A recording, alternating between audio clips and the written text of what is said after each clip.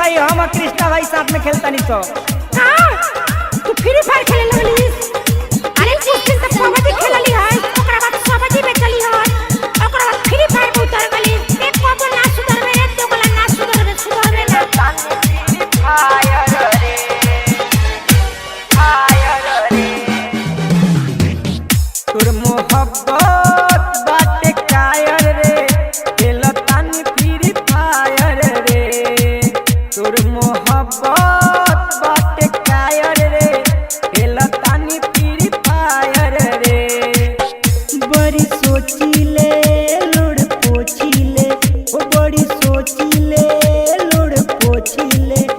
तोर पति मिलल लोयर रे तोर मोहब्बत बाटे कायर रे खेलतानी फ्री फायर रे बड़ी सोचीले लोड़ पोछीले ओ बड़ी सोचीले लोड़ पोछीले तोर पति मिलल लोयर रे तोर मोहब्बत बाटे कायर रे खेलतानी फ्री फायर रे कारे बिटुआ कारे रकेशवा ना सुधर बस खाली लगोनी सिसइए संग धइले रहत रस त ना सरौ तोरे खानी प्यार में पगला के फ्री फायर खेलिसो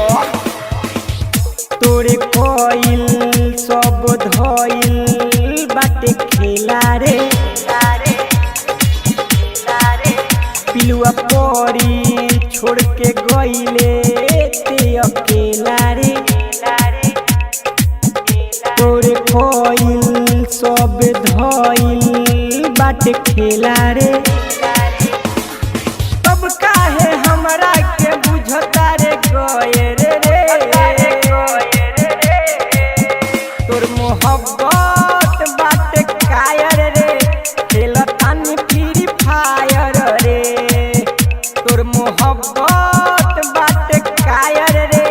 खेलतानी फ्री फायर रे खेलतानी फ्री फायर रे डीजे संतोष खेलतानी फ्री फायर रे ई जितेंद्र जीत के जिंदगी ते तो खा गइले बोले का तोरा मिलल कृष्णवा के भइले कि जितेंद्र जीत के जिंदगी ते तो खा गइले